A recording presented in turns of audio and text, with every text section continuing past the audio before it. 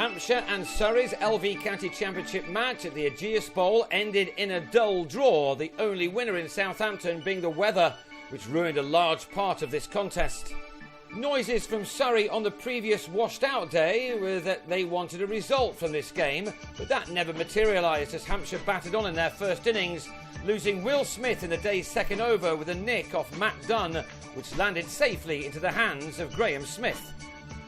Smith was out for 26 at 292 for 4, leaving James Vince to add to his brilliant 118, which he'd made the most of on the second day. Finally able to resume his innings, it looked as if he'd never been away from the crease at all, as he continued to add to his boundary count. Since making his second 100 of the season on Monday, lots of people have started suggesting that Vince should be in the first England side of the summer. It's difficult to argue against that, given the way he started this campaign. Not only is he scoring big runs, but he's making them at a very good rate. His 150 was completed with a run down to third man. It had been another awesome knock, which had used up 173 balls. 92 of his runs had come from boundaries alone, which tells you just how well he's batting, and especially his timing at the moment. He is a very exciting prospect, that's for sure. Hampshire had decided to bat on in order to register as many batting bonus points as they could. They were nearing their fourth when Joe Gatting turned a ball from Stuart Meeker to Dominic Sibley to go for 11 at 344 for 5. 7 more runs were added to grab that fourth point when Vince was finally dismissed for a brilliant 159, his third highest score for Hampshire. He nicked Tom Curran behind. It took Hampshire a further 9 overs to get to 400 for the maximum haul of batting points. Thanks to Vince, they did it well inside the 110 overs allowed for bonus points.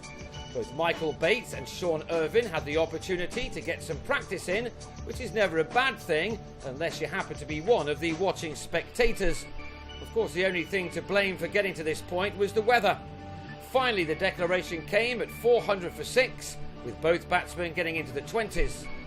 There were probably not enough overs left in the day now for Surrey to also try to grab some bonus points when they came out to bat, especially after Smith was legged before to James Tomlinson in the third over for 3.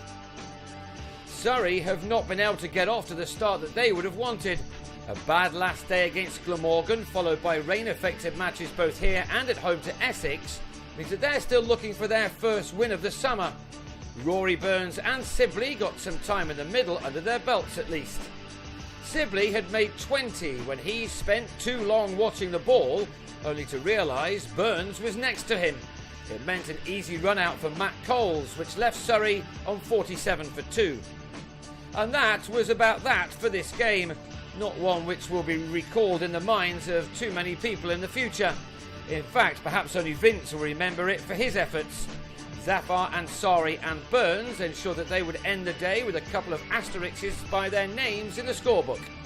Burns did have time to get to his 50 before this rain-ruined game was finally put to bed.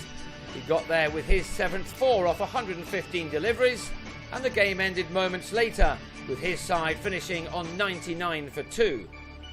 So Hampshire took 10 points from this affair to drop to second in the second division table, having played a game more than those around them. Surrey are in 6th after securing 7 points. They now travel to Kent on Sunday, while Hampshire will avoid the expected cold snap next week.